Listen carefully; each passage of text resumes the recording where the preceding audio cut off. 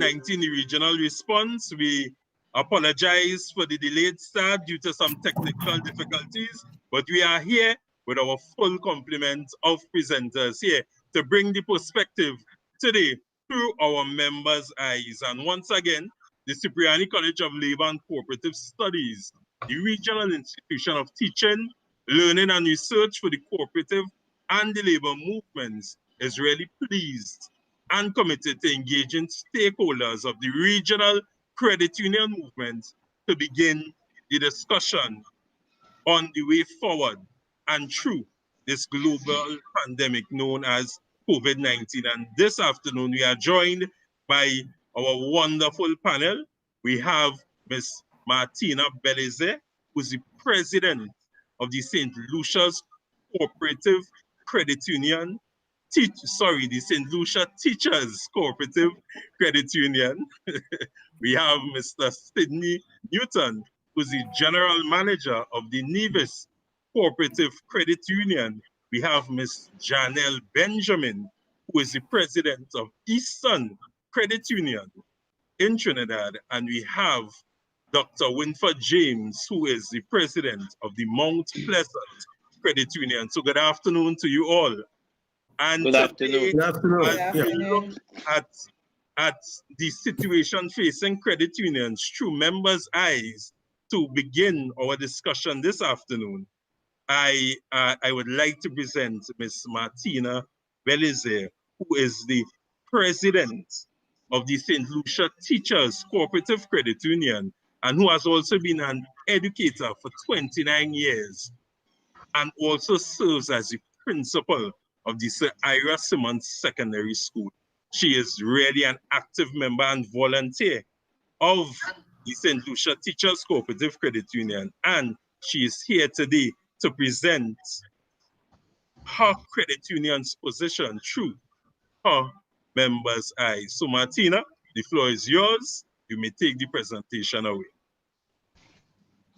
Good afternoon, everyone. Thank you, Colin, and the Cipriani College and its partners for affording me and my credit union the opportunity to be part of this webinar. I know that we have some time constraints, so Colin, I would like to move straight into my presentation because I would not like for you to stop me mid-sentence or mid-presentation.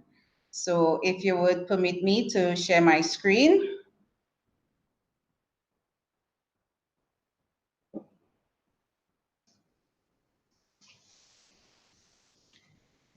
Okay, at the St. Lucia Teachers Credit Cooperative, we learn vicariously through the actions or the experiences of others.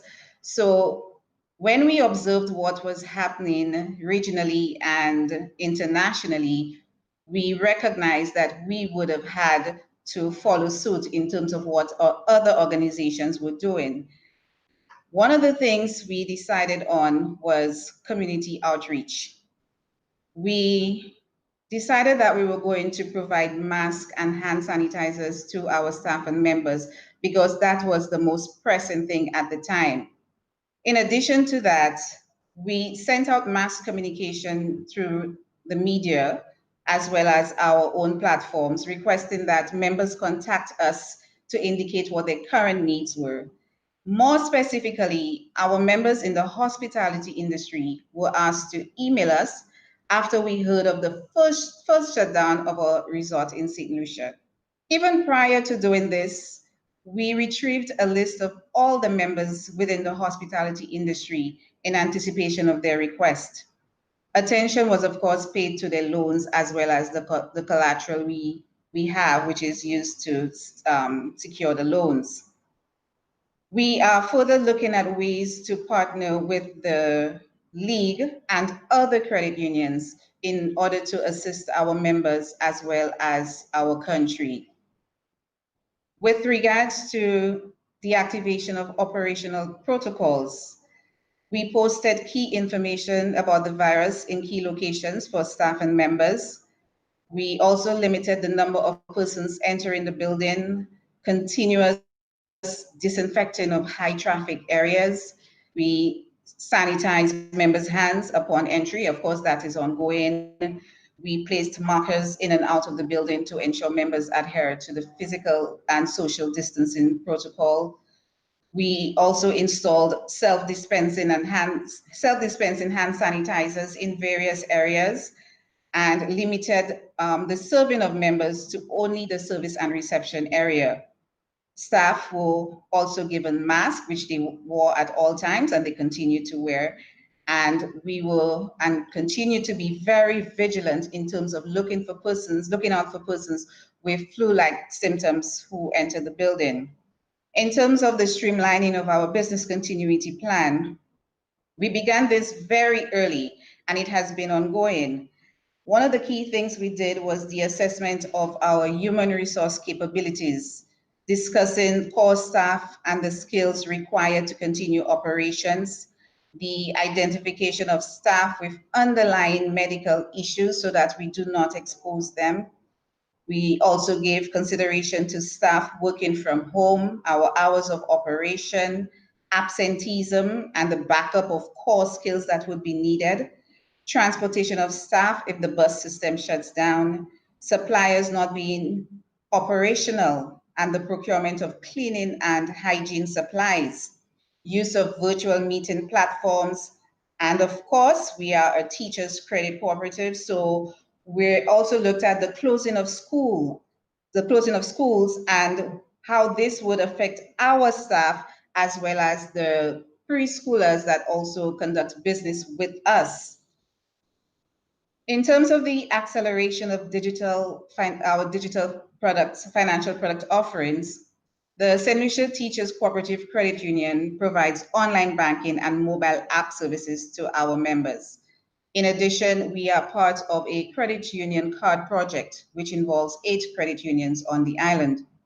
Prior to COVID-19, members made use of the online banking and mobile app platforms. With social distancing in effect, we boosted the sensitizing of the use of online banking to perform non-cash transactions, as well as transfers within accounts. With regards to the ATM card, we were extremely happy that the ATM project had gone through all the phases and that we were at the execution and monitoring phase when we were hit with the COVID-19 virus. To boost the subscription of the card, we decided that an employee would be specifically assigned to attending to members who apply for this card. So rather than the card taking 2 days to be issued, members were issued with the card issued and pinned right away. We also have an ongoing advertisement, which is aired during prime time, asking members to sign up for this card. Of course, it would be of great convenience for our members to have this card, and it would minimize the traffic coming to and from the credit union. This has worked extremely well, such that after having, pre-COVID, we had 70 applications. And I shouldn't say post-COVID because we're still experiencing COVID, but as it stands right now, we have over 200 applications that we have issued in terms of the ATM cards.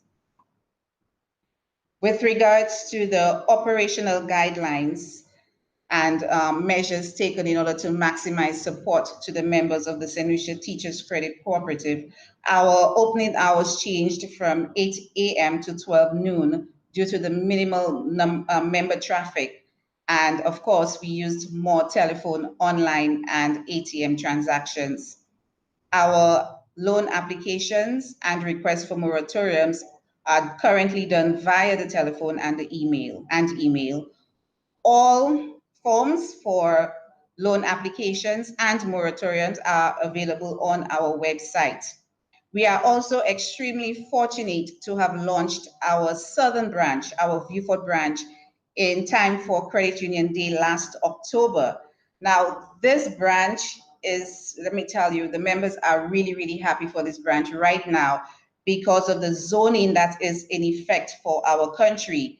Persons in the southern area are not able to come up north unless they have a NEMO pass or they have a letter from their employer. So having launched this branch in Vieux-Fort, which is the southern part of St. Lucia, members are also able to avail themselves of the services, and we are so happy for this. Staff teams were established and a rotation schedule created. We also provided transportation to staff who were not mobile to eliminate concerns and to deal with the issues of the bus system. Had we not done that, I don't think we would have been able to service the members as much as we would have liked. Operational guidelines were enforced and are still being enforced, and staff are continuously reminded of the protocols in order to assist our members.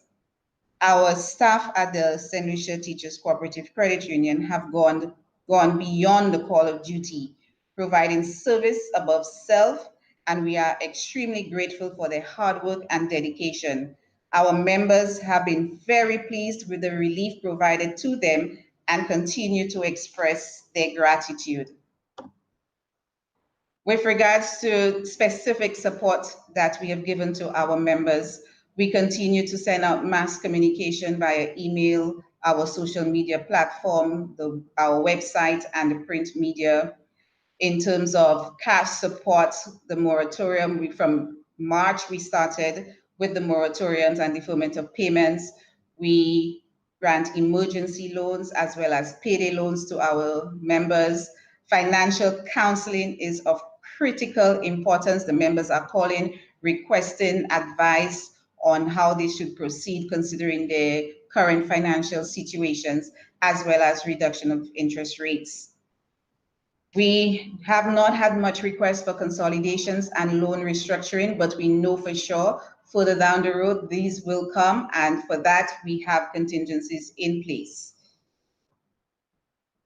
With regards to the relief for our members, we looked at a phased approach, considering the request for moratoriums began in March, and most of them were asking for 2 to 3 months. We looked at a period of March to June being the period of granting moratoriums, rescheduling, and consolidation in the initial phase. In phase 2, we are looking at July to August 2020, with new requests for moratoriums, rescheduling, and consolidation, which will be considered and granted. And of course, in this phase, we will be reviewing the first set of moratoriums as well as rescheduling and consolidation, and grant them where applicable. So of course, we're looking at extending them. And of course, in phase 3 is kind of like a ticklish phase, because we do not want to preempt what's happening, but at the same time, you must have contingencies in place. You must plan.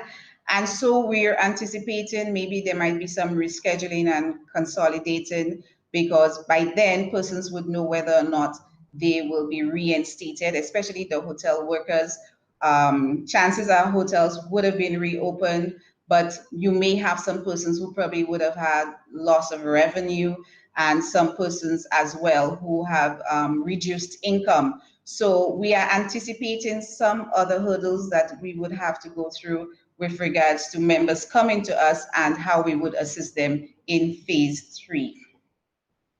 As with everything else, you would need to mine the data. We want to be able to assist our members now, as well as be in a position to assist them in the not too distant future. Therefore, it is important that we know what resources are available and the limits before deciding to help.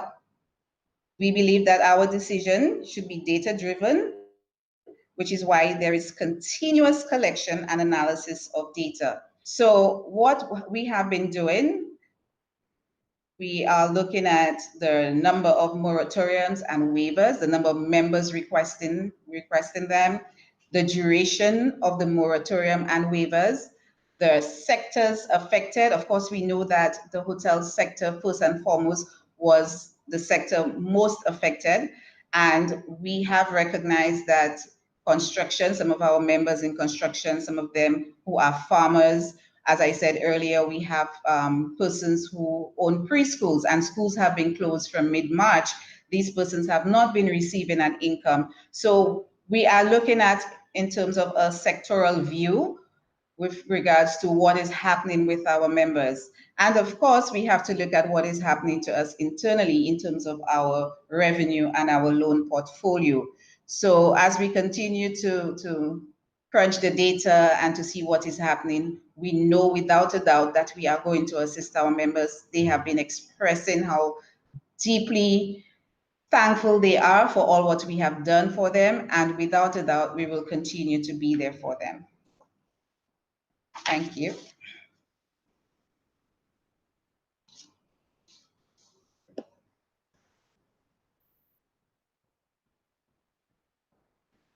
Thank you so much, Martina, for that presentation. I think it really took us into the going ons at St. Lucia Teachers Cooperative Credit Union. So really thank you, and I'm sure that you will encounter some questions concerning the approaches that you would have taken. So thank you very much. Next up, we have Mr. Sydney Newton. Now, Sydney Newton is currently the General Manager of the Nevis Cooperative Credit Union Limited. However, he is also a seasoned cooperator and credit unionist, and he has been a long-standing treasurer of the Caribbean Confederation of Credit Unions. Currently, he holds the position of General Manager at the Nevis Cooperative Credit Union, and this afternoon, he will be taking us through his presentation through the eyes of the members of the Nevis Cooperative Credit Union. So Sydney, welcome, and the floor is yours. Sydney, just unmute your microphone so we can hear you. Fantastic, great. Thank you. Thank you, Colin. Good afternoon, fellow cooperators and colleagues. It's a pleasure to be here, and I hope that what I have to share will be of some benefit to the listening audience.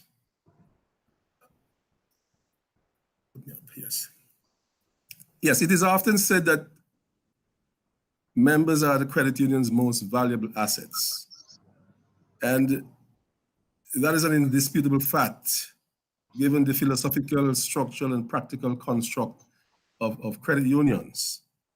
And we see that, most relevant at this time of COVID-19. In preparing this presentation, I found an article written by one Dike Chokome Rije, a Nigerian performance poetry artist and award-winning author, who captured the article dealing with COVID-19 as a Nigerian, a reality check. And he wrote this, and I quote, "COVID-19 pandemic is the wind that will expose the proverbial chicken's rear of today's Nigeria." In the context of credit unions, the analogy is applicable in that COVID-19 pandemic is exposing weaknesses in the credit union system, but it is highlighting our strengths as well, and at the same time, reinforcing the credit union's difference. So my presentation will look at the Nevis Cooperative Credit Union's response to the COVID-19 pandemic from three perspectives. One, protection of members.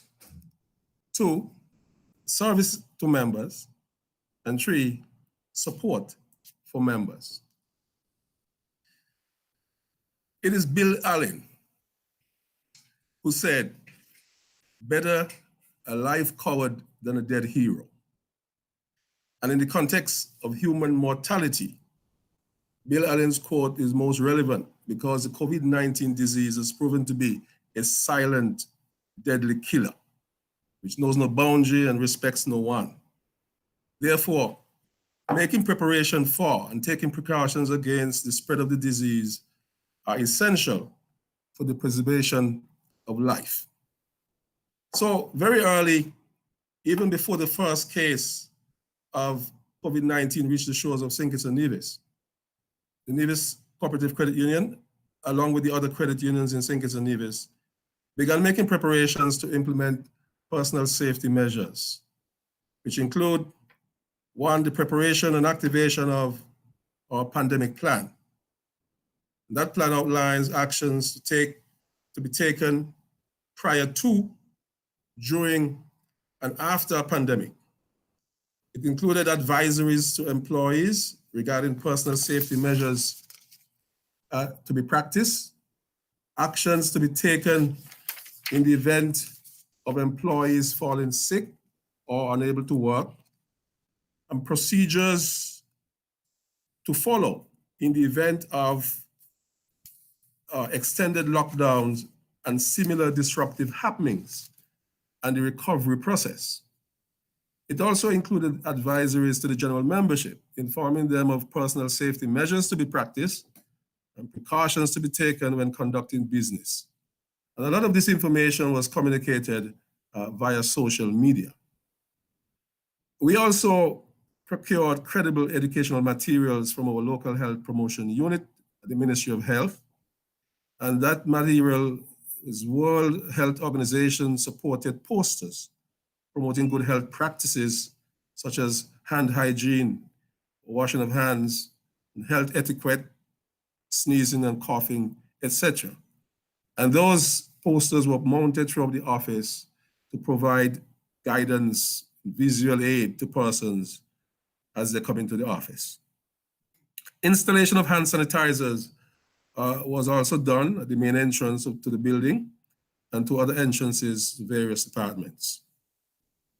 Now, when the first case of COVID-19 was recorded in St. Kitts and Nevis, we moved to implement other measures for the safety of and protection of members, specifically to reduce infection and transmission of the disease. And those were done in accordance with government regulations. And they included the wearing of masks, which the credit union provided to persons who had none.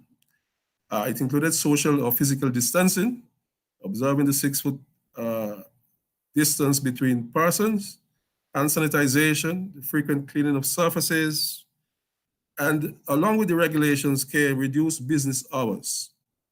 And that was to reduce exposure to contacts, personal contacts during business hours.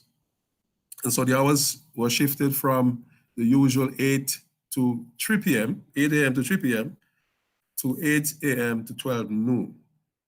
Just last week, or just this week, following a subsequent change to the regulations, the hours have been extended by 1 hour. The time has been extended by 1 hour from 8 a.m. to 1 p.m. on Mondays to Thursdays and up to 2 p.m. on Friday. So all of the above was done to reduce the spread of COVID-19, to save lives and protect the human asset of the credit union, which we identified as the employees or the staff, one category, and the general membership on the other hand. Now, our credit union had an advantage in that there was some protection built into the construction. We had glass barrier in the main customer service area provided physical or some security between the customers, the members, and the staff. And so there was some protection for the employees based on the construct.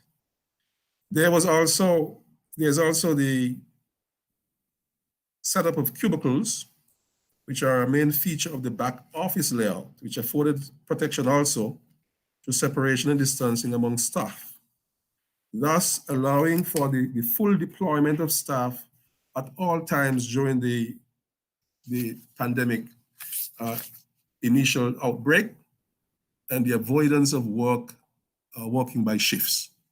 So in our case, there was minimum disruption of operations and allowed business to continue, albeit at a reduced level.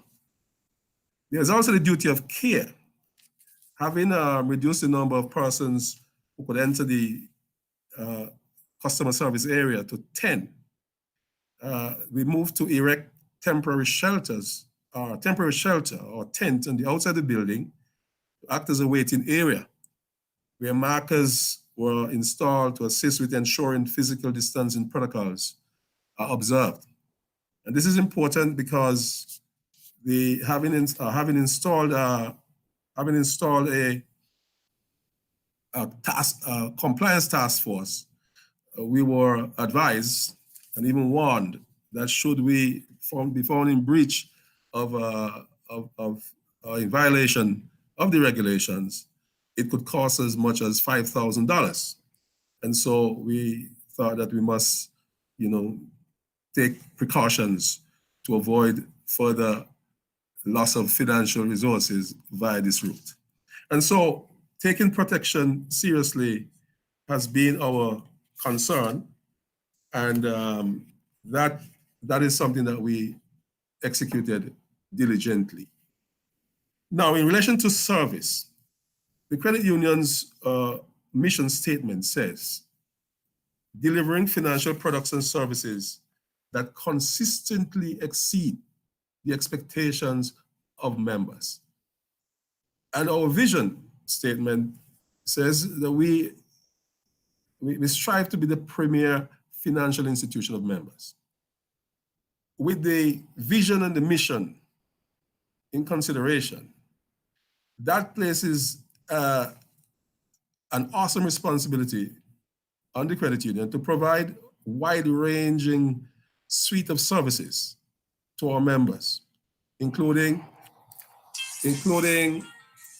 electronic or non-contact services, which allow members access to their money during periods of closure, that is total shutdown and/or limited curfews.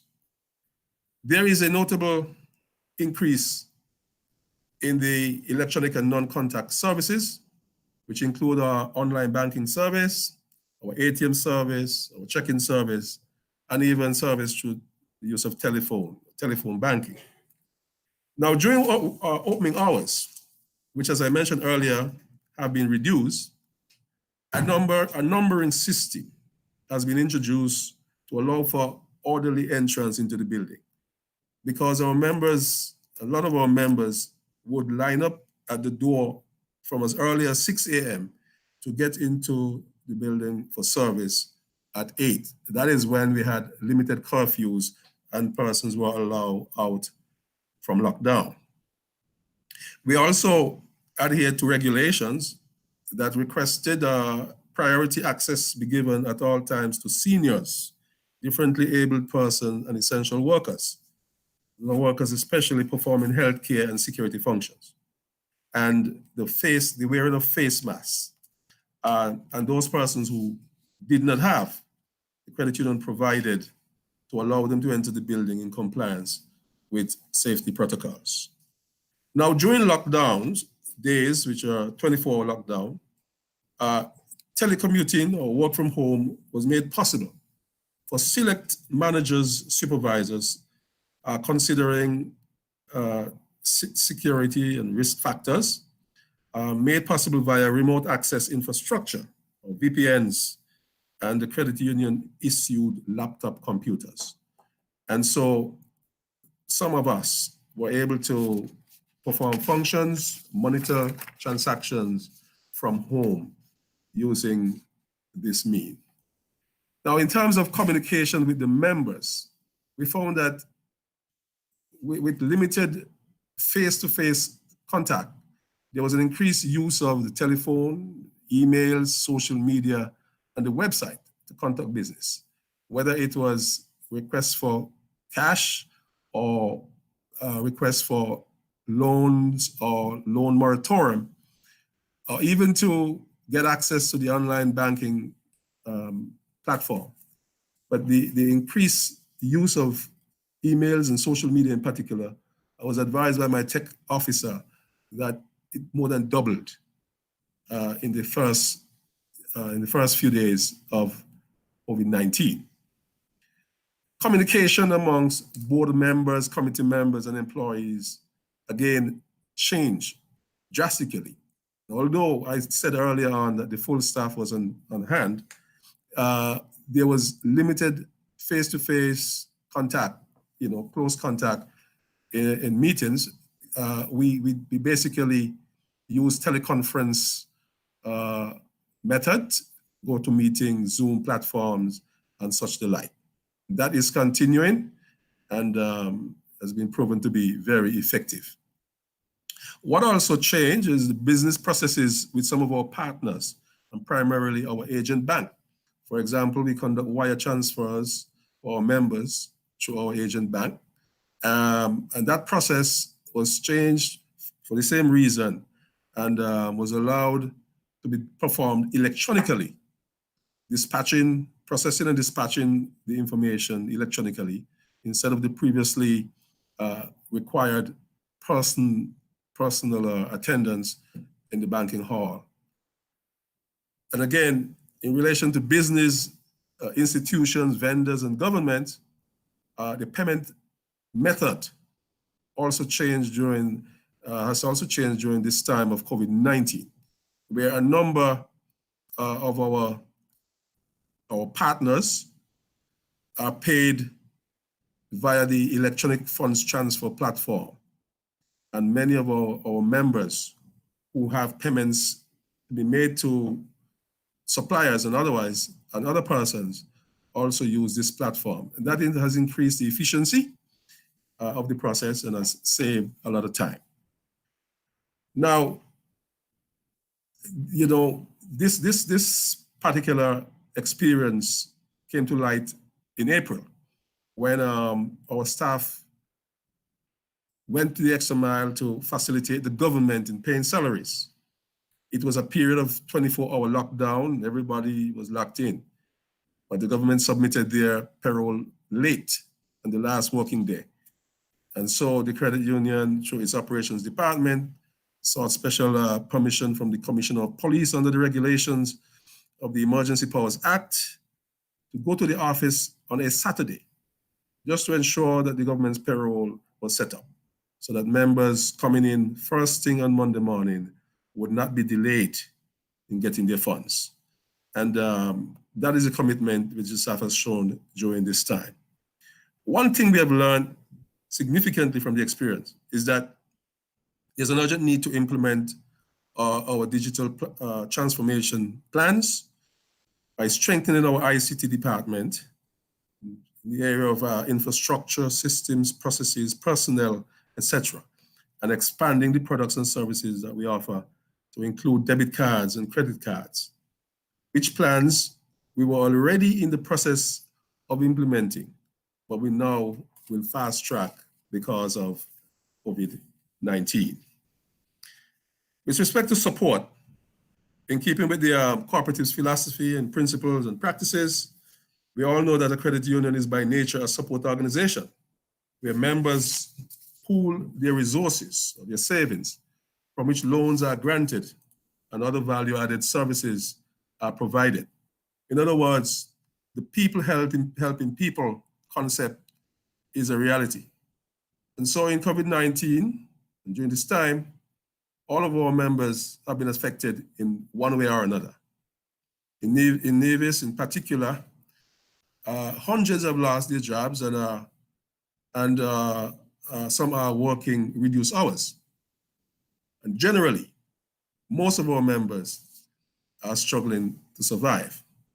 So in response to the hardships and challenges, the credit union would have introduced a number of initiatives to support our members, and especially with respect to the requirement of extra cash or liquidity. And these include moratorium on loans payment for a 3-month period in the first instance, Yes. with an option to extend to 6 months, and that is done on a case-by-case basis, if needed. Now, there are waivers for late payment fees and loans, waivers for interest payment and fees associated with early redemption of fixed deposits, relaxing of lien on savings held as collateral for loans, relaxing of other service charges, inclusive of third-party withdrawals. And in some cases where the circumstances are deemed dire, redemption of shares in accordance with the provisions of the Cooperative Societies Act. And so I note that in Trinidad and Tobago, it is said that government made a direct injection of funds into credit unions on lending for liquidity support. We are not that privileged in St. Kitts and Nevis, but the government has in its own way provided support by way of a $15 million emergency relief fund to assist laid-off workers through the Social Security Board. Okay. For the time being, the government's initiative, together with the credit union's action, have reduced the need for special loan facilities for members. And so that is working. That is working for the time being for our members. All right. And so I conclude by saying that the COVID-19 pandemic has put the credit union ecosystem under stress and has highlighted the need for reliable and affordable digital solutions, strong capital structures, and visionary leadership going forward. So in these unprecedented times, we encourage everyone to be vigilant, to play his or her part, and to support each other at all levels, be it the member, the credit union, the league, or the confederation, as in this case, in order to build resilience in the credit union system, to win the war against the COVID-19 pandemic, and to prove to everyone that the credit unions are different. So together we will overcome, we shall overcome. Thank you for listening. Thank you very much, Sydney, for that very insightful presentation into what is happening at the Nevis Cooperative Credit Union Limited. You know, Sydney brings a wealth of experience as a general manager, and he was really noted as one of the more seasoned and experienced general managers, having served on the board of the Caribbean Confederation of Credit Unions for a number of years in the post of treasurer. So we really want to thank you for representing the Nevis Cooperative Credit Union here today and all that you all have going on. Thank you very much. And we have coming up Miss Janelle Benjamin. Now, Janelle Benjamin is the president of Eastern Credit Union Cooperative Society Limited. This is the largest credit union in Trinidad and Tobago and the Caribbean. And they have indeed, you know, accepted the challenge in this global pandemic, COVID-19, in terms of addressing their members' needs. So without further ado, I'd like to bring Janelle forward to deliver her presentation on Through the Members' Eyes from the perspective of Eastern Credit Union. So Janelle, the floor is yours. You're free to take it away. Okay, thank you, Colin. I will just head straight into my presentation. So let me put up my screen.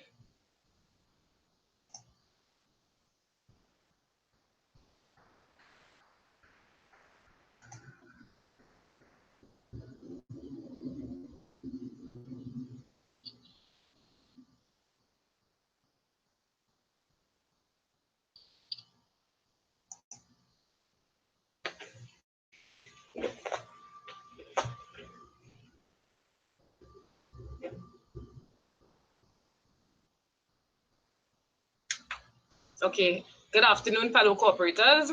Thank you for inviting me to be a part of this webinar series. Today, I have been asked to share some of the initiatives undertaken by my credit union, Eastern Credit Union, here in Trinidad and Tobago, and in order to ease the impact of the COVID-19 pandemic on our members. So at Eastern, our focus has been on member experience and service excellence, which has been the driving force behind our strategies. And so even prior to the pandemic, we were in the transition stage to enhancing our member experience. And this we were doing through our new satellite branches. Those are the small express service outlets to help us to widen our reach in Trinidad and Tobago. Also, we had embarked upon putting kiosks at our branches, which will allow our members to do their own transactions, that is, to make their deposits and to apply and receive immediate approval for loans, etc. We also upgraded our Eastern app, which allows our members to view their accounts and to transfer between accounts and to other members' accounts. And we are in the process of finalizing our bills payment options, which would also be available online and via our app pretty soon. So these are some of the many initiatives that we had already embarked on, and then the pandemic hit. So today's webinar has been titled Through the Eyes of Our Members, which brings us to a very important question. What are the optics seen by our members when they look at us, especially now when they may be unsure, confused, and uncertain? So at Eastern, to soften the blow and to send the message that we care, we have tried to pay close attention to not just the risk associated with the COVID-19, but the opportunities. And so we look at some of the strategies that Eastern would have engaged in to reach out to our members.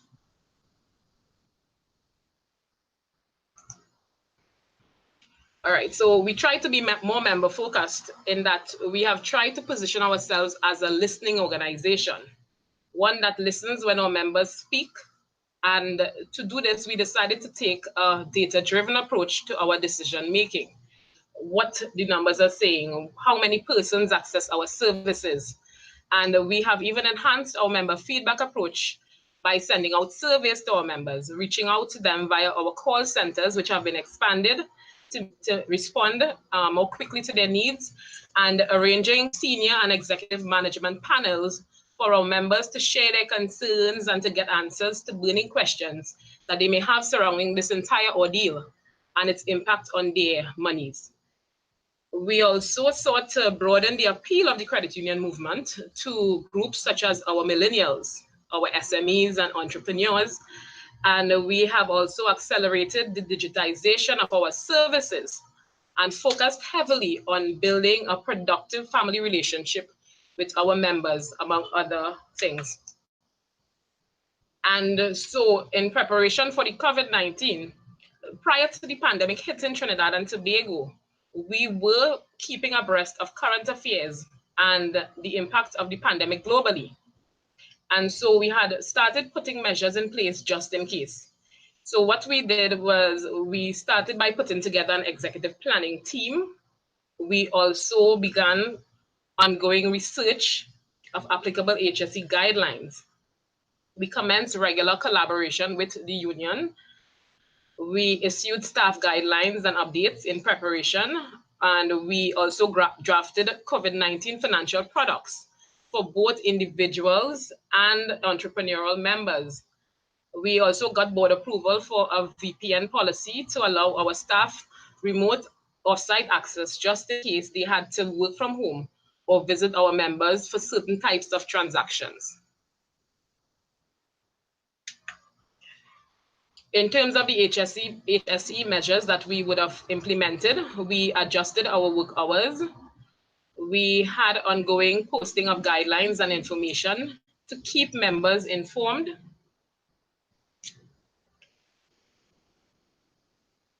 Colin, I think there's a delay in the presentation. If you're assisting, can you go on to the next slide, please? All right, so as I said, we had ongoing posting of guidelines and information to keep members informed. We had to close 2 of our locations for deep cleaning and sanitization.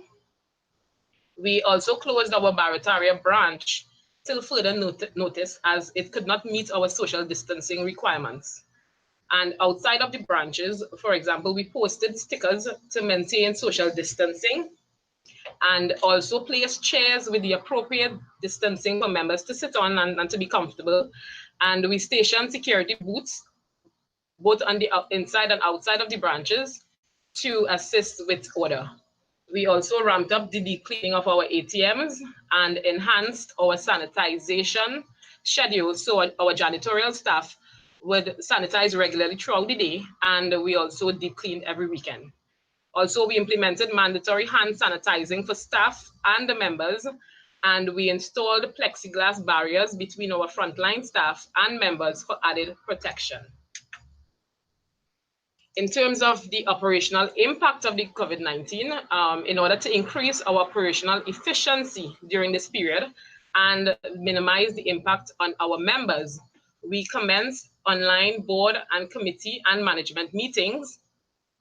We enhanced our mobile banking to allow third-party transfers between members. We also opened earlier from 7:30, particularly to accommodate our more senior members. We began heavy promotion of our online banking services via our social media platforms. We also implemented the taking of loan applications via WhatsApp and video conferencing. And by now, we're all familiar with the various online meeting platforms. So you know how easy it is to navigate. And also to do this, we had to approve and implement our VPN and work from home policies, which are now in effect and working efficiently. We intensified our research into electronic signatures for ease to our members. Also, we would have established a rotation roster for staff to ensure that we had staff on hand at all times to meet our members' needs. We also postponed all public events prior to the declaration by the government. And at some of our branches, we distributed branded face masks and hampers to members in need. So let's look at some of the COVID-19 related financial products that we would have developed for our members. We would have offered a 3-month deferral on principal payments, which in our case, because of the size of our membership, was applied across the board, and we allowed only those persons who did not want the waiver to fill a form stating they wanted their loan payments to continue as normal. We also entertained a case-by-case postponement of interest payments, and to further accommodate our members, we agreed to transfer incoming standing order loan payments to the members' deposit account. And for the benefit of those members who needed the additional buffer, we created our pandemic loan product. And we have some flyers here to show what would have been posted to the members. Next slide, please. All right, so our ad would have stated loans for individuals where they may benefit from loans of up to $30,000 with a maximum repayment period of up to 48 months, with a reduced interest rate of 6% per annum, with only 5% share requirement. And our members had access to webinar sessions on financial crisis management. Applications were accessible by online platforms as well. And we didn't just stop there, but we also made this provision available to our small business owners who had the opportunity to access loans of up to $250,000 with a maximum repayment period of up to 48 months, a reduced interest rate of 6% as well per annum. They only had to make a 5% share injection, and they also had access to webinar sessions on financial crisis management. And they also had access to the application forms via our website and social media platforms. So how did we keep our members engaged during this period? We did this via a series of webinars, which we held throughout the months of April and May, and will continue on to the end of the year. All right, and we can move on, Colin, in terms of your slide, to some of the ads that we had out for our members. So we had working remotely, ensuring productivity and human connection, which was well accessed by our members. We had one on coping with a global pandemic, the mental health impact. We also had a live Q&A session with our executive management team. And on the 16th of April, we had our webinar celebrating our 47th anniversary. And the panelist there was the president along with the executive management team. And again, those sessions were well attended. And with regards to the live Q&A, this actually came as a suggestion from one of the members, in that they wanted a forum where they can pose questions and have management respond to their concerns. And so we see that our outreach has been working well and it has been effective thus far. All right. So we're moving on to how did we keep our members engaged and what sort of online activity did we engage in? We had a lot of promotion of online banking. We had our health and wellness videos. We did a lot of social media posts. We also implemented a member experience button on our homepage. and we expanded our call center to cater to our members' various needs. And we had a number of COVID-19 tips going out to our members on a regular basis. So if we move on, Colin, in terms of the slides, you will see an ad here with some of the tips. One of them stated tips on looking after yourself and doing right by your health. And so tip 1 was to make a plan to help you keep calm and stay in contact. Tip 2, write down 10 things you feel grateful for in life and why. Tip 3, contact a neighbor or friend and offer to help them. And 4, take 5 minutes to sit still and breathe. Repeat regularly. So we try to keep the tips as simple as possible so that they can connect with our members of different age groups and to do things that would help them to be able to center and to better cope with the situation that they were faced with, that we are all faced with at this time. And so we continue to engage in a lot of positive messaging via our website, our social media, and by putting up a lot of posters in the branches, messages that said, we will get through this TNT. Social distancing saves lives. Follow the Ministry of Health on Twitter. We can do this TNT. We will get through this together. Have you washed your hands lately? People helping people. We are a resilient people and we stand with you, Eastern Credit Union. And so that was some of the measures that we would have implemented to engage our members throughout this period. However, the question remains, what will happen post-COVID?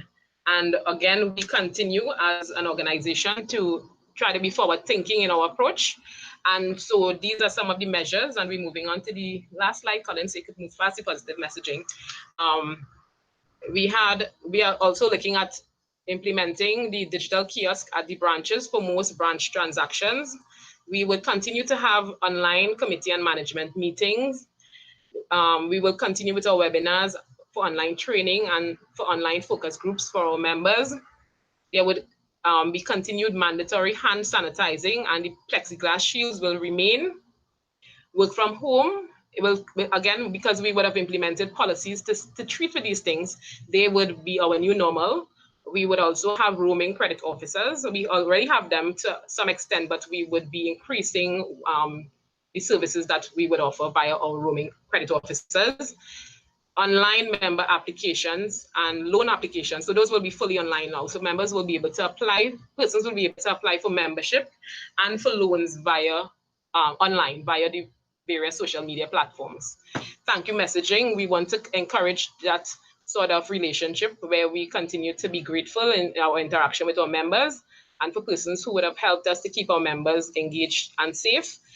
Do Right campaign. So that is a campaign we would have launched in 2019, where we encourage our members to do right by your health, do right by your society, do right by your environment. And we would have adopted a number of activities that we would have performed in collaboration with our members to help them to do right.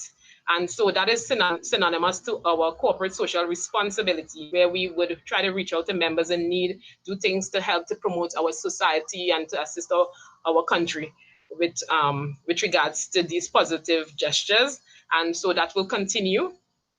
We also, with regards to the EMV cards, we with our 15 branch ATM locations, we had to convert our cards to chip and pin. And so we in the process of increasing the benefits and the offerings that will come along with the our ATM cards. We're also looking at allowing visa capabilities to our members who have to travel and would like to access their funds internationally. There would also be a wider range of online banking services for our members and higher level financial counseling and business advisory services that will continue and be enhanced. There's also the opening of our business center that will help us to better cater to our business community.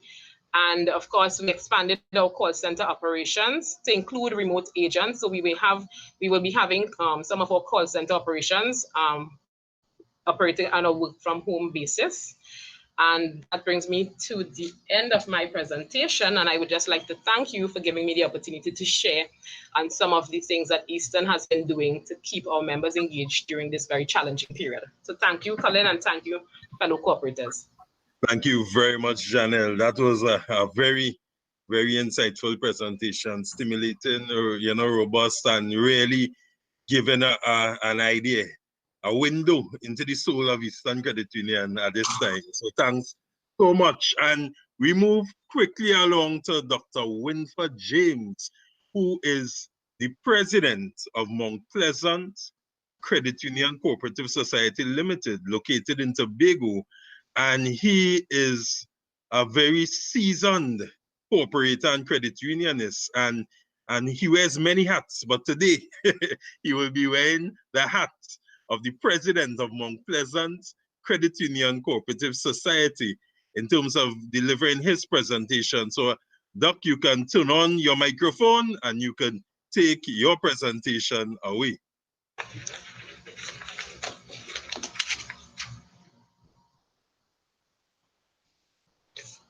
Okay, I believe my mic is now on. So yes, thank sir. you, Colin, for the invitation to participate in this important series of lectures and these webinars, as they call them. Let me start off by informing my colleagues, including those from the Labour College. Let me start off by saying that my soul weeps that we are speaking to ourselves. That is to say, the presenters are speaking to an audience, including themselves, an audience of 7. And I was hoping that I would be speaking to an audience of hundreds of credit unionists and cooperators across the Caribbean. So my soul weeps, Colin. I want to start off by saying that having listened to my colleagues, Martina, Sydney, and Janelle, it was very clear to me that we have intervened in the business of our members in practically the same way. Some of us, like Eastern, have gone far further, I suppose because of the number of members and the reach of their services. But I think I'm getting a very good sense that we all are faced with the same kinds of conditions, and we have introduced and we are prosecuting the same kinds of measures. And so I want to start off with the current landscape in Tobago, in Trinidad and Tobago, as a background to the kinds of interventions that Mount Pleasant has been making. So COVID-19 has forced the society to shut its borders, as you know, and to commit to social distancing and restricted movement to prevent a healthcare disaster. Schools, churches, and non-essential businesses have been closed. The capacity of the healthcare system to treat with COVID-19 has been put to the test. Social distancing has created a cash flow crisis for most businesses in both islands, Tobago and Trinidad. To minimize the damage in the business community, government to increase liquidity in the banking system to allow for increased new lending to businesses at lower interest rates and encourage deferred credit obligations, interest and principal. And of course, if you have questions for clarification here, I can take them during the question and answer period. Some businesses have nonetheless been forced to shut down operations, and many are on the brink of bankruptcy. So to ensure personal survival, a growing number of persons, of workers, business work owners, especially small and medium operators, have been turning to government for social welfare. The government has accordingly ramped up its welfare machinery. At last count, as reported by the Minister of Finance, 38,000 newly unemployed workers had already come forward for assistance, requiring the Minister of Finance to commit some $400 million of welfare supports and prepare to support up to 90,000. The relief suggested by the overall situation have moved the Prime Minister to express fears of a rising risk the Trinidad and Tobago will end up as a welfare state. But even before COVID-19, the Tobago House of Assembly, THA, was being warned about exactly that problem being created by its economic and employment policies in Tobago, which is where Mount Pleasant Credit Union is located, of course. Today, about 70% of paid employees in Tobago work for the THA, making Tobago a de facto welfare economy. COVID-19 has now put all of the remaining labor in the private sector in Tobago on economic life support. And many of the businesses are on the brink of closing their doors, portending a level of bankruptcy that would increase dependence on state employment to near 90% and making Tobago's path to recovery virtually infeasible. Now, I needed to go through that landscape as a basis for you to see, against which to see what Mount Pleasant Credit Union has been doing and will continue to do as long as it is able to do so, okay? Because as you know, because most of our members are reliant on the government in Tobago and the government in the national in Port of Spain for their livelihoods, they are workers of the state.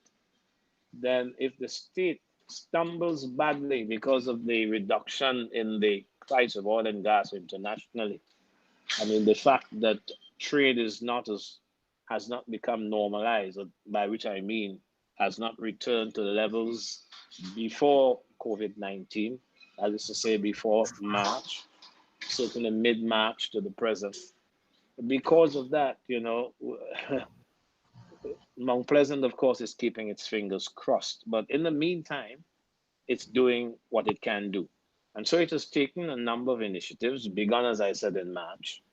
And one such initiative or set of initiatives relates to health and physical safety for members and staff. And under that set of initiatives, we have sanitation, hygiene, social distancing, staff support, and liquidity support. So if you move on, I can deepen what Mount Pleasant has done under each subcategory.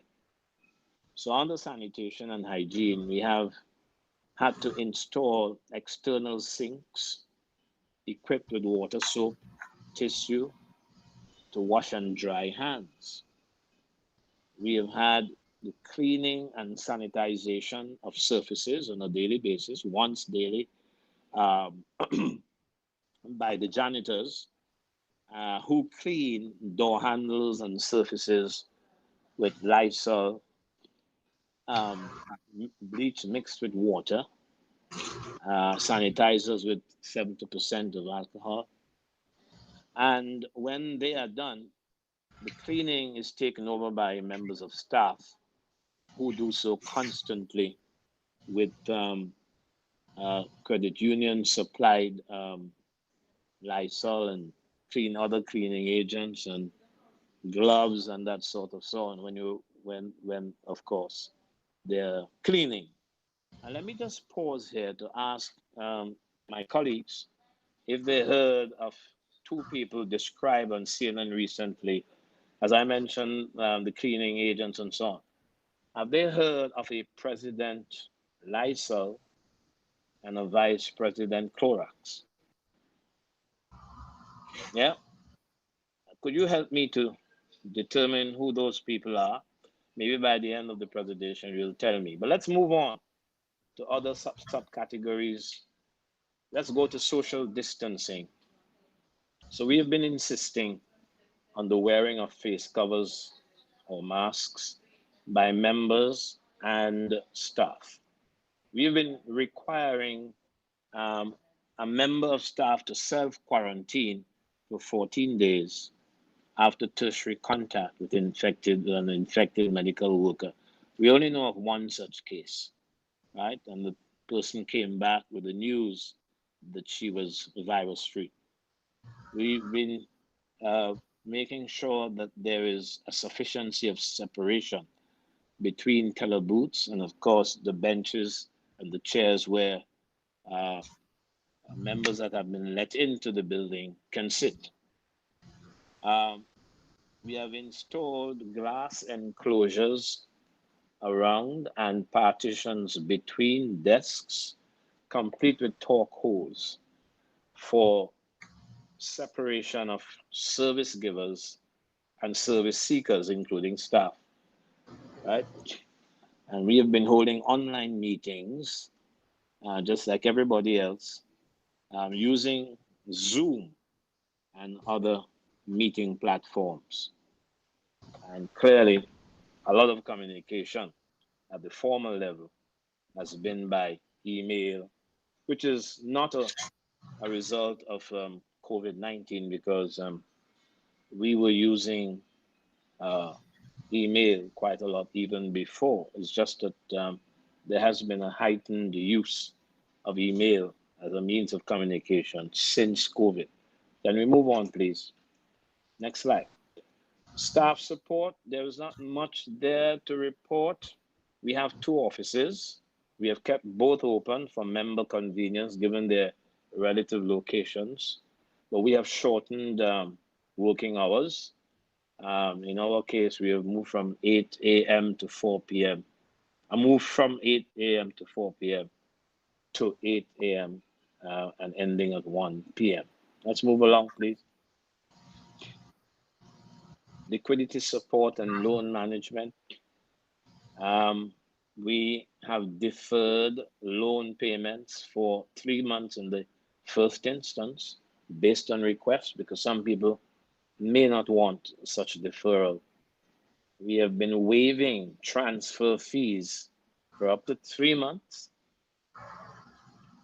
We've actually developed a form to capture data on Tobago credit unions for the THA, and we have been participating in the government's liquidity support program, which is ongoing. Move along, please. The main features of this government program are listed there for you. Loans at half the usual interest rate, up to 50% of lost salary for members who have temporarily lost their jobs. For example, in Tobago, more particularly, more so than in Trinidad, workers in the tourism and hospitality industry.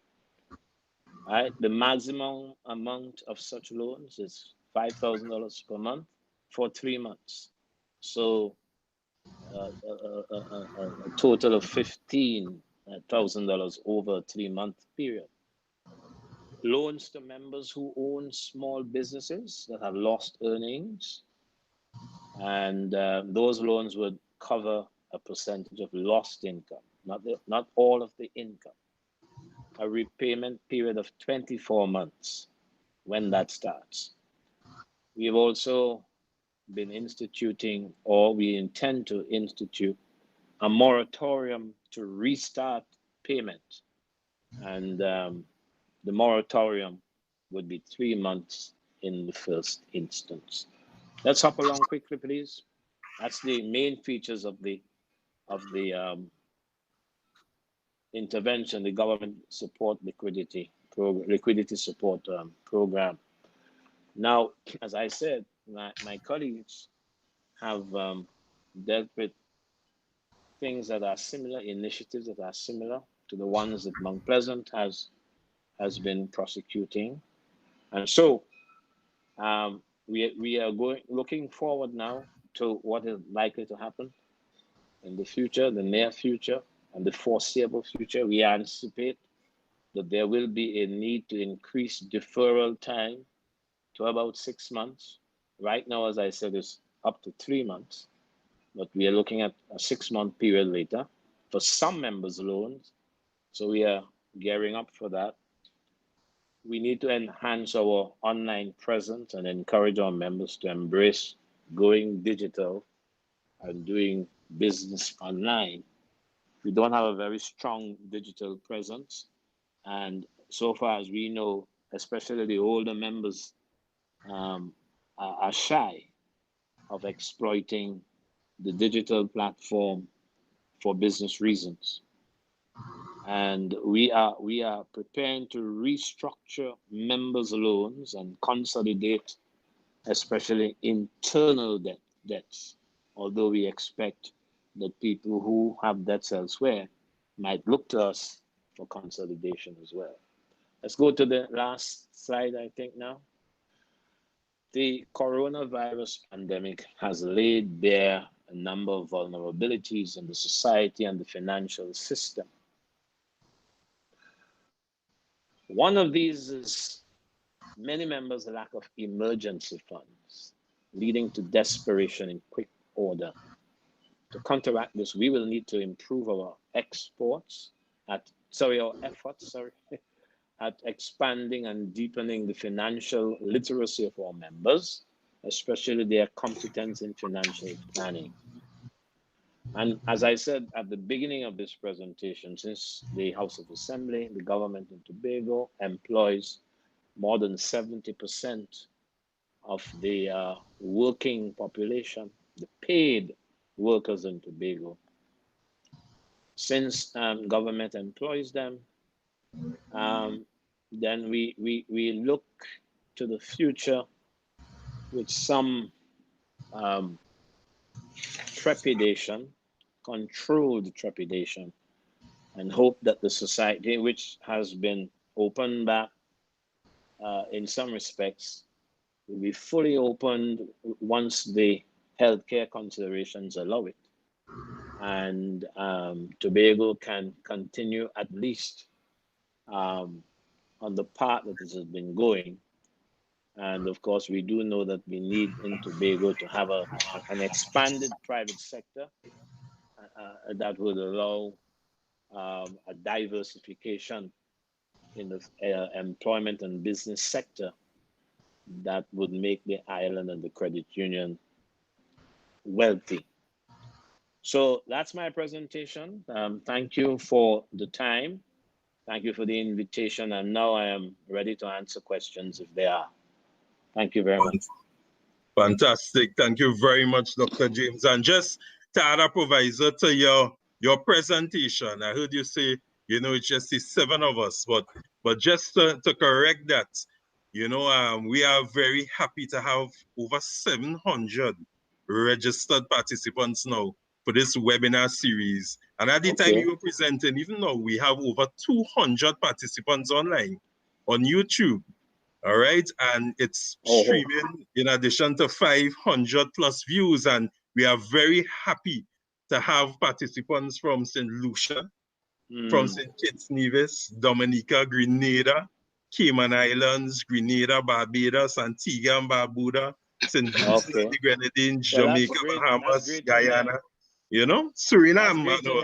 Yes. It's just that I thought I would see them identified in this particular platform. But if they are there, I'm very grateful for the information. Yes, and they are very active. They have been sending questions via the YouTube channel, which you know you will be offered right now, and you know we're very, very happy to have them on board and make their contributions. And as we continue, I want to encourage those online on YouTube tuned in right now to continue to like the page, subscribe, send your questions through, and let's continue to have a lively discussion.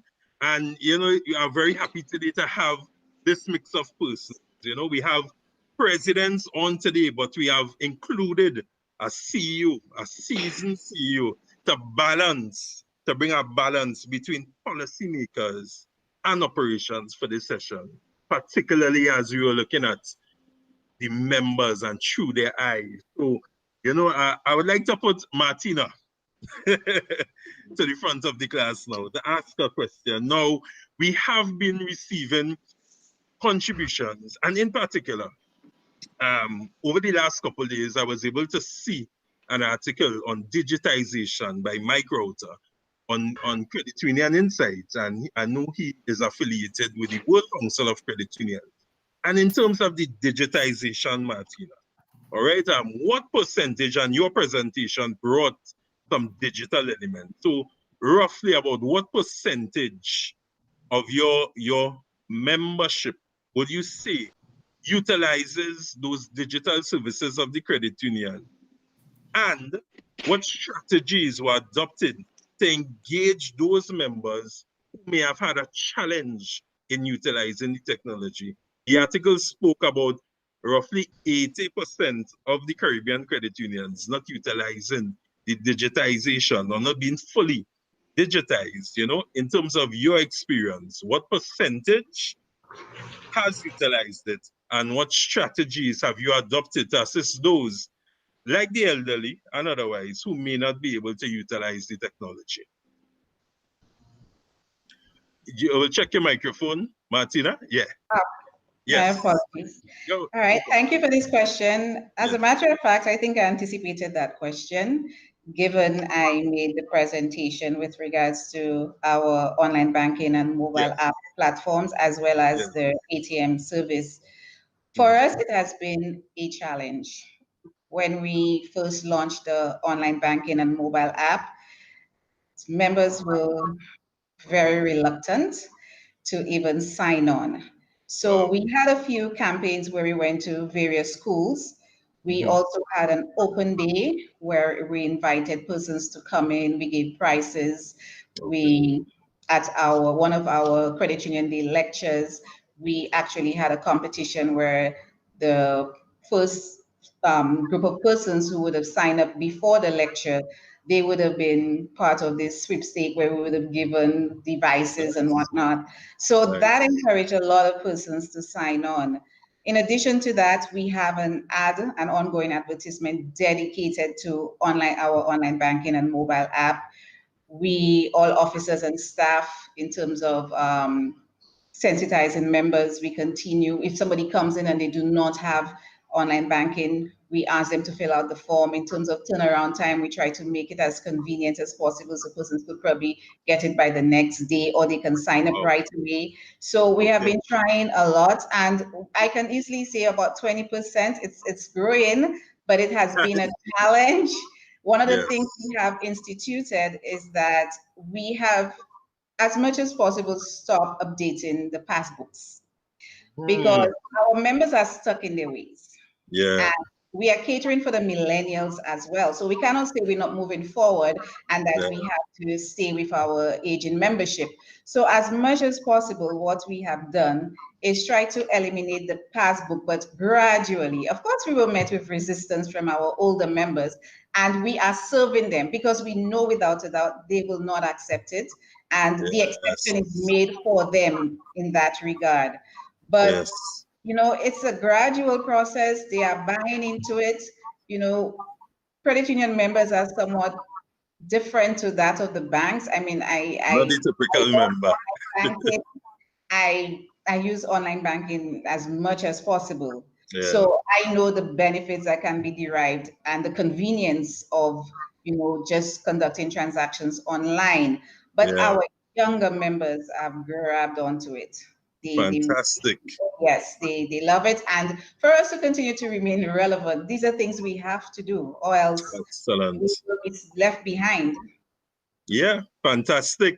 And I think that gives a good insight into what we need to do as organizations. And I think it's a great segue to Sydney in terms of the Nevis Cooperative Credit Union.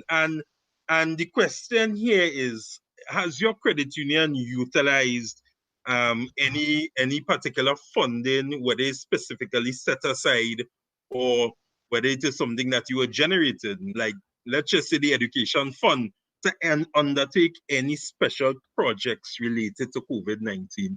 So just as Martina spoke to engaging the millennials in terms of your COVID-19 related focus at Nevis Cooperative Credit Union, have you utilized any specific funding for special projects related to the pandemic? Oh, thank you for the question, Yes. Colin. No. The credit union at this point in time maintains a what we call a disaster relief fund. Okay. A fund which we launched many years ago, and we requested members, and even by resolution at an AGM, to fund this fund by committing $1, at least a minimum of $1 per month or $12 per year, so that we can. Is that per member? $1 per month per member? Per member. Okay. Okay. Right. Yeah. But we met with resistance, where the members did not support it for various reasons, some of them having their own. But it was for things like this, maybe not the pandemic, but we were mostly thinking about hurricanes, which is the situation which we encounter very often. But looking back now, I think that if that fund was, really well financed, we would have been able to intervene in a practical way, assisting many of our members who lost jobs. You may not know, but Nevis is not very large. Something like Tobago has a single hotel which supports a major part of the economy on the island. And with the border closed and tourism down, a large number of our members who are hotel workers are actually laid off. Okay. The support which they are getting to a large extent is really from the government through the Social Security Board, which has established a special fund under its own stimulus package. Yeah. And where we come in, we will give the support by way of waivers and a special facility should they require it at a very reasonable interest rate. But this is something that we will have to resurrect, as I was saying to my management team. We have to get that relief fund activated, because in situations like these, we could easily have dished out significant amount to those who are most affected. Fantastic. Thank you very much. And the next person I would like to direct a question to would be you, Janelle. And one of the contributions we have received is that, apart from liquidity, cybersecurity is one of the biggest threats as we make this move towards digitization. And I know you had presented a lot of initiatives that you would have undertaken. So as members and as your organization moves more towards online services, was any attention given to provide that increased cybersecurity, especially being exposed to a greater, to potentially a greater amount of online fraud and cybersecurity issues? Okay, like Martina, I had actually anticipated this question. It's good. There's an excellent panel here, man. Yeah, exactly. And well, we understand that online and cyber security and cyber fraud is an ongoing issue, right? And it has been an issue even prior to the COVID. And now that we have been embarking on a number of digitization strategies, definitely it is something that has been on our radar. Not just on our radar, but we have actually implemented steps in Eastern Credit Union to address that issue. So we would have had a cyber audit done, cyber risk audit by our external auditors, that's PwC, right? We are also presently doing a risk assessment of our IT systems to see where the risks are and to see how we can strengthen those areas to ensure maximum protection for our members.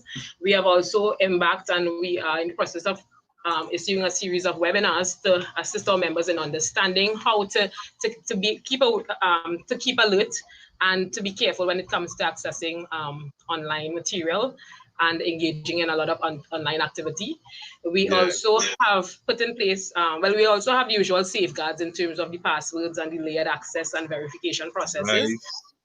So that is the norm, right? And we have also implemented further measures to protect our members. So, as I said, to allow them to understand the threats and in terms of how they can partner with the organization to ensure the necessary protections are in place. So once we have our risk assessment completed, of course, it will inform us in terms of the areas where we need to place more focus on. And of course, we would have been engaging, coming out of, we take a different approach at Eastern in terms of when we go to these credit union conferences and stuff like that, we have a lot of providers there giving advice and sharing new relevant material in terms of how they can be more efficient to their members. So we have been in a number of them over the past few months in terms of having meetings with our executive management team to see how we can access some of these services. So of course, but although we're doing this, we also have been minding our business, for want of a better word, right? Yes. To ensure that we're going on a particular line, we have the necessary sure that it doesn't expose our organization and our membership to unnecessary and undue risk.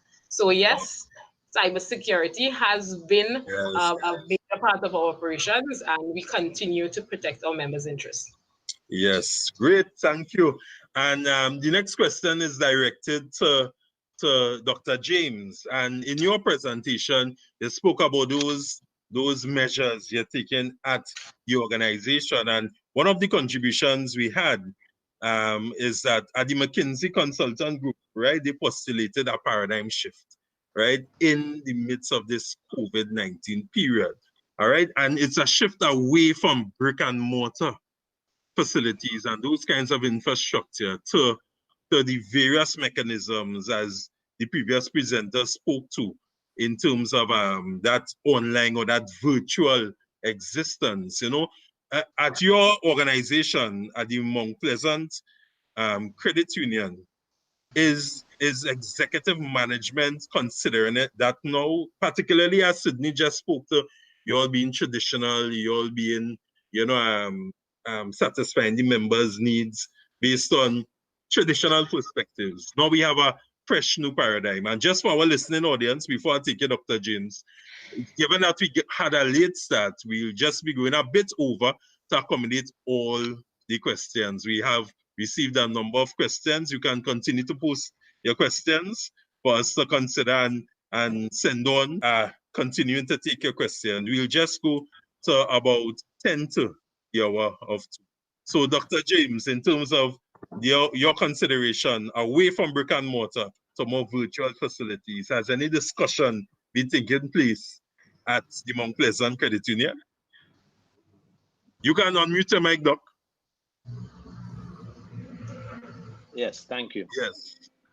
Not away from brick and mortar. And I want to remind you and my audience that even Google and Apple are building magnificent structures, brick and mortar and other kinds of materials, even if they also are pioneering in online platforms, as we know. Tobago is not yet ready for a shift away from that. Tobago can accommodate both, though. Offices, brick and mortar offices, and at the same time, a digital presence. Tobago can do more with the usual suspects.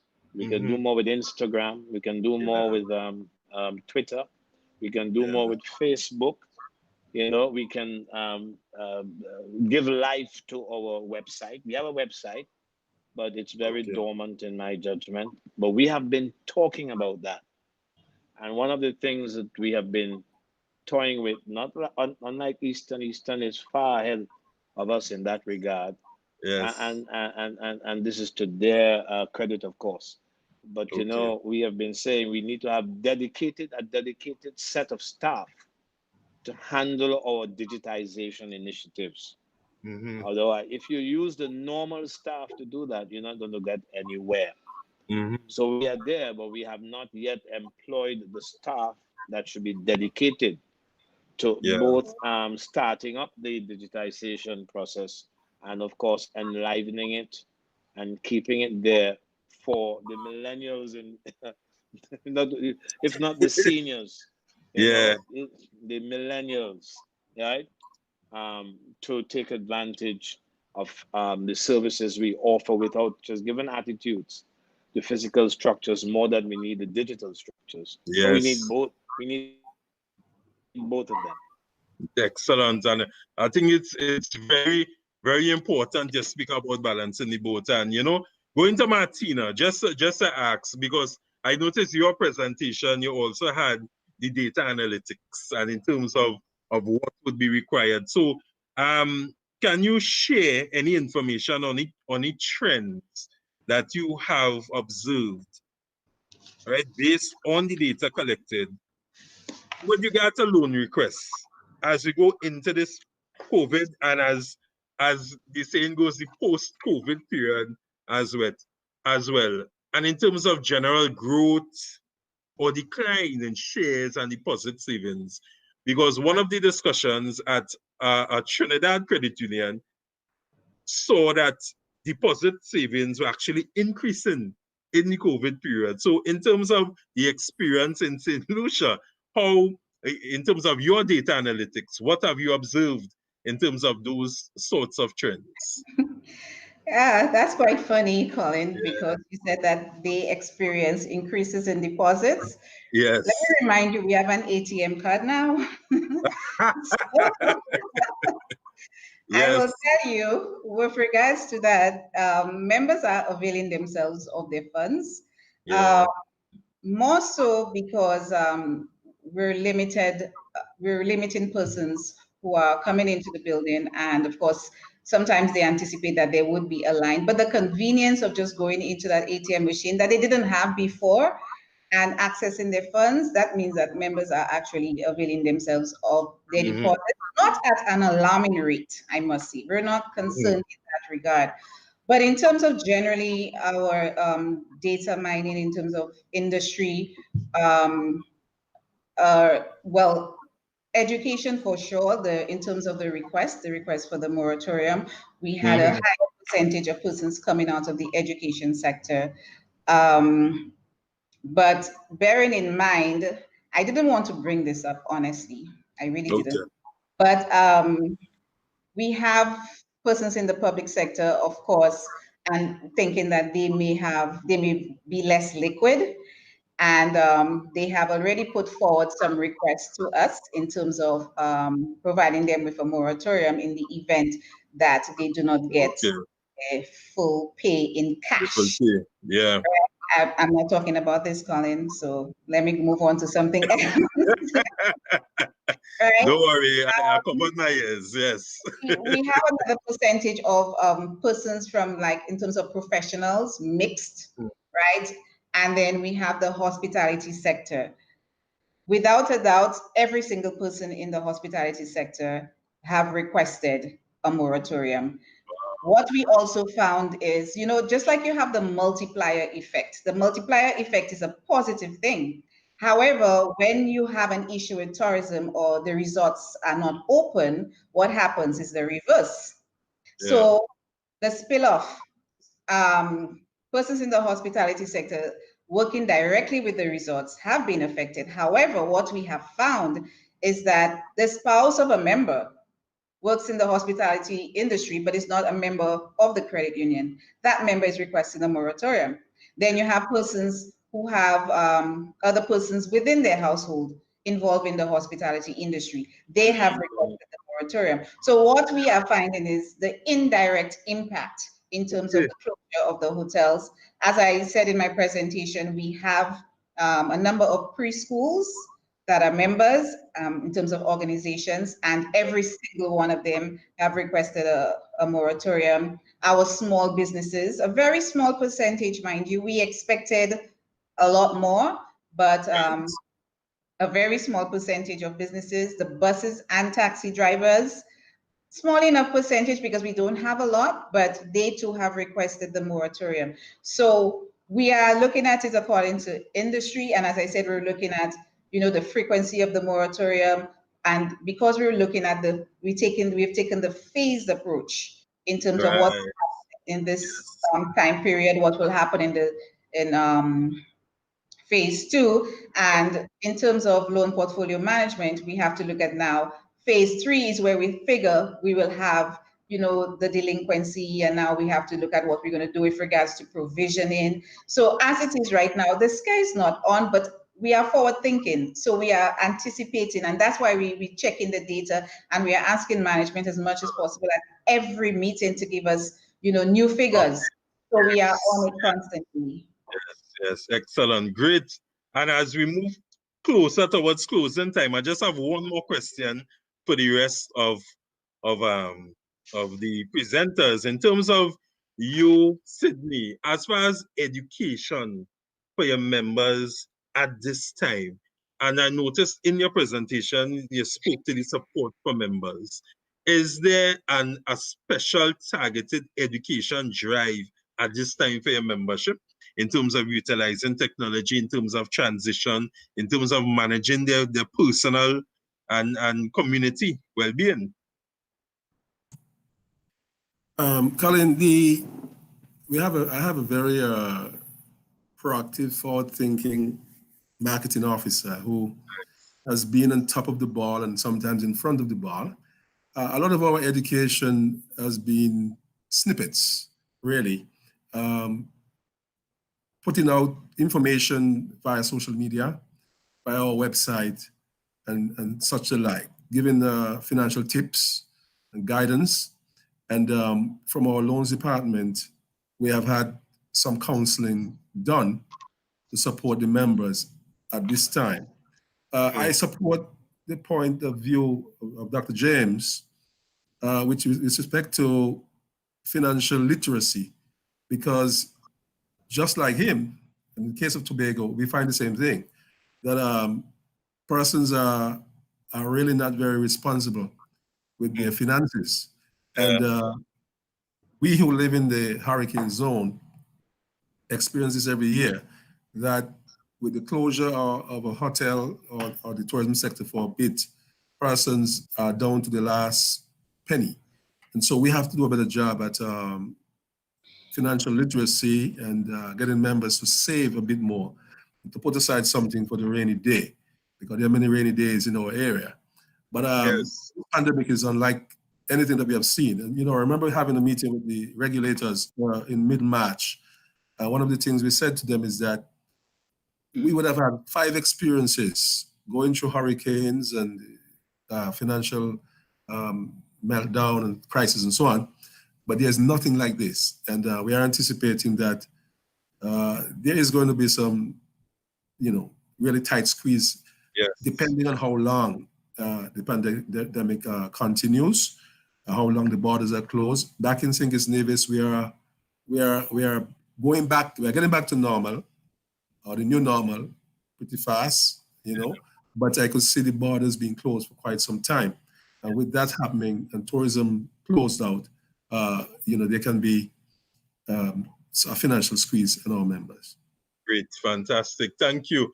And the last question I want to ask, I want to split it between both Janelle and Dr. James, and it's surrounding the purpose and responsibility of your organizations.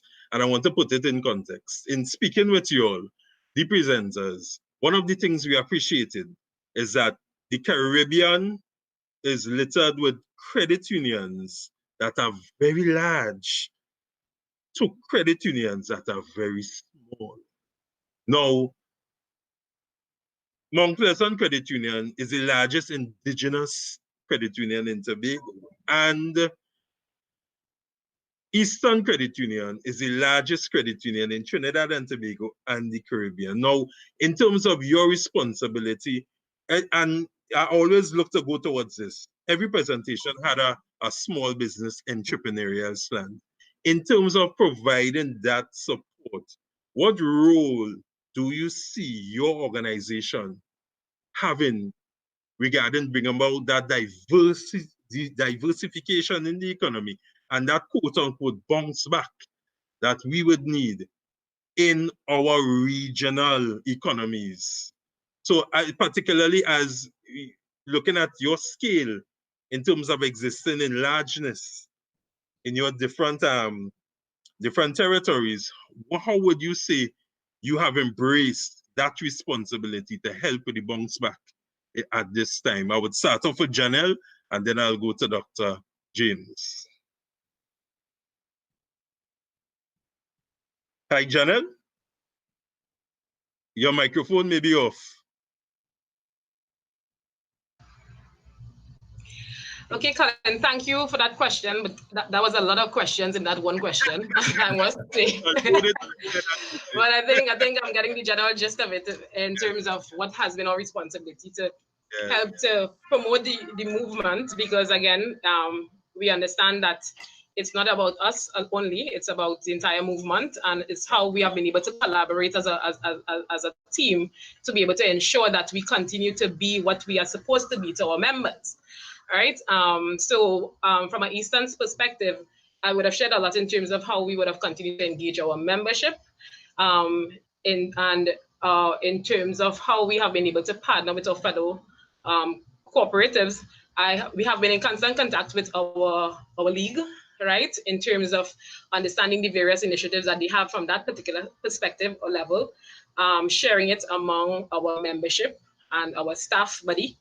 We have taken the responsibility to reach out to our fellow credit unions who may have had some challenges, probably because of their size and their capabilities, and offering that helping hand, because we understand that the whole idea of being your brother's keeper is not just a cliche, but it's a reality and a way of life for us as a people. And so we understand also that the movement or the credit union has always been that entity that the people look to when they go through a crisis situation.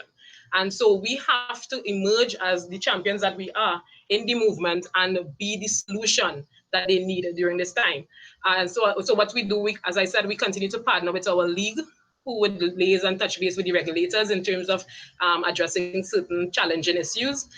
We have had certain guidelines that we continue to follow, right? There was recently the government initiative where the government would have made certain rendered certain assistance to the credit unions in Trinidad in terms of how they can reach out and touch and impact their members. Of course, Eastern, because we do not particularly have a liquidity challenge at this time, accessing that may not necessarily be our first option. However, we have reached out to the league and to other credit unions saying that we are here if you need support, if you need help. Also, there's the issue of shared services. We have a number of platforms that we would like our fellow credit unions who may be challenged to reach out to us and see if we can do some collaborations along those lines. Persons who need to open up and expand their operations to cater and to be a little more efficient in terms of meeting their members' needs. And where we can lend that helping hand, we are here for them. Right, and we continue to explore because we have a very robust research department, and we have been doing a number of researches, as I would have stated earlier, in terms of what are the new initiatives out there that would help us to be more efficient and more effective and more relevant to our members. And so as we have the information, we would share it as needs be, and as we develop new programs and strategies to be able to be more effective to our members. Again, we encourage you all to partner with us to try to, for the movement to continue to be the solution for our members. Yeah. Yes, thank you. And I'm very happy to hear the term collaboration and partnerships well enshrined into that. So Dr. James. Well, Colin, it's the best question you have asked for the entire set of presentations. Thank you so much. I like the question. I regret to say I cannot do justice to it, but the question raises a government question. The extent to which a financial institution from the people, like credit unions, must team up with government to diversify the economy away from the usual suspects, oil and gas, right? Because we need to develop local capacity. We need to earn more foreign exchange. We need to get that foreign exchange, in fact, to explore the areas of economic activity and so on. Now, that is a nice concern, but when the COVID thing was beginning to break and so on, the Secretary for Finance and the Economy convened a meeting of all Tobago credit unions to determine what the strategy should be to respond to the threat, the virus threat, right? Now, we need to have that as a matter of regularity. It should be part of the modus operandi of the Secretary of Finance, that there's regular consultation with the movement. I mean, the league can be involved in this, but we're talking Tobago here. Yes. Constant consultation of a real kind with the movement in Tobago to determine what is the best way, given the landscape that I sketched at the beginning of my presentation, how best can we get out of this dependency, of this welfareism, which credit unions are locked into, which they hold into. And so I love the question, but we don't have enough time to go into the various strategies that might be suggested. I do have a presentation on that, by the way, in another place. But I think that that's a question that we must ask more and more, because it cannot depend on the government. We have been depending on government. We have been leaving governments to diversify, but they have not, because they have grown so accustomed to the easy wealth that comes from oil and gas, that they have not been troubled by the lack of involvement of key players like credit unions in their planning for the island. So that's as far as I can take it at this time. Thank you for the question, and keep asking it. Great, and I think it's a nice way to indicate that, we will be continuing with the webinar series. This is the end of the first phase of the webinar series, but really by popular demand, people have been asking to take deeper dives, to get into, more specific issues, the economic issues, the social issues, the regulatory issues. And next week, we will be looking at the response of the regulators as far as they have been challenged now to look at a new systematic way of regulation in this COVID-19 period. So, next week, same time, Thursday, the 21st of May, we will be looking at the response of the regulators, and it will be a regional response. So we really want to encourage you all to tune in once again for that discussion, as well as look out for the programs from the Cipriani College of Labor. You have really shoved us into the online requirements. So from September, we will be delivering that online education platform. So I want to give every speaker just 1 minute to summarize, bring forward their thoughts as we close this installment of the webinar. So I invite Martina, first of all, to just bring her 1 minute conclusion. Well, Colin, you said you were going to end at 10 to the hour, so I will be less than a minute. Well, I will say that COVID-19 has enabled us as cooperators to rise above the occasion and demonstrate concern for community, as well as cooperation among cooperatives, as we have been doing in St. Lucia. More often than not, we seem to be meeting as a movement to discuss the way forward, and I'm very appreciative of that. Another thing, well, I'm sure Melvin will be very pleased with me if I say that one of the things we learn as Carib D is that how we need to move to, how impactful it would be if we were to adopt the Sustainable Development Goals. We as credit unions, we were doing that, even the whole conceptualization of the SDGs, but that brings to the fore how much we have to push this forward. And I must say, we have been doing an excellent job as a movement. And as Doc said, it is high time that governments recognize the invaluable contribution of credit unions to the economic landscape. Thank you. Thank you very much. Sydney, can turn on the mic and come in. Okay, yes. Thank you, Colin. Let me say thanks again to you and your organization for inviting me, giving me the privilege, and to my fellow panelists. Thank you for being a wonderful group. I truly believe, and my credit union truly believes, that our members are the most valuable assets that we have. And we must do everything in our power to protect them, to serve them, and to support them, and especially at this time of the COVID-19. We all understand and appreciate that a credit union rises or falls with or without the support of the members. One of our credit unions in St. Kitts and Nevis has this motto: our members are our movement. And nice. So, we need to embrace the membership and find ways and means to provide an all-inclusive suite of services and support system for them. I could say that what we learned out of this experience is that IT has been thrust further into the fore, and that we must accelerate our transition to digitization Yes. of our services. And it is something that we have in the works. And next time around, should I have an opportunity to speak at a forum like this, Yes. I would be able to tell you that we are there. Right. So thank you again, and all the best to all of my colleagues. Thank you very much, Sydney. Thank you much. Janelle.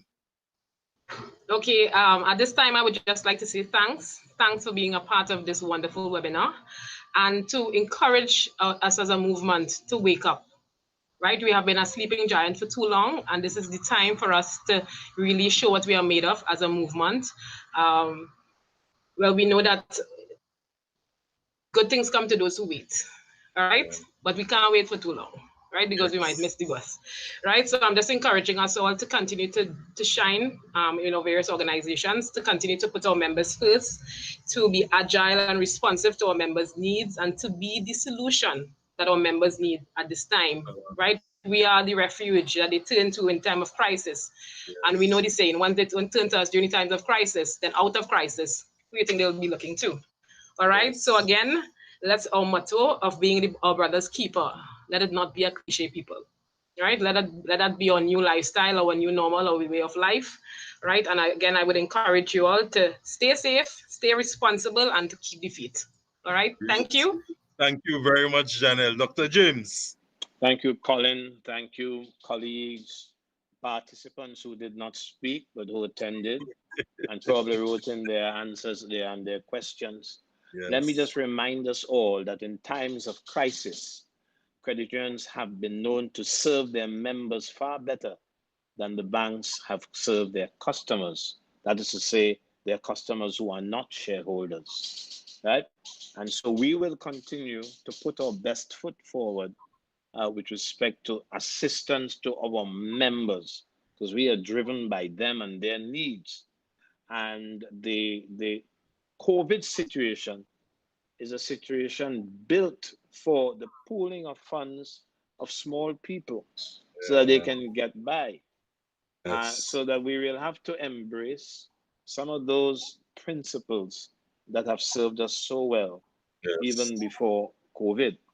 But they're going to come in handy here. We are going to demonstrate that we, in this time of crisis, can do, even though Tobago is, as I said, particularly challenged, given the number of them who depend on the state for their livelihoods and the perils that are associated with that dependence. Even that is the case, we have survived and we have served our members well. So we must stick to what we know is good. So I need to just re-emphasize that point. Yeah. Not that we don't have need for banks. We do, especially where the credit cards are concerned. Pache, of course, what Eastern has been doing with its own ATMs and so on. We need to have the credit card going, and many credit unions don't have that.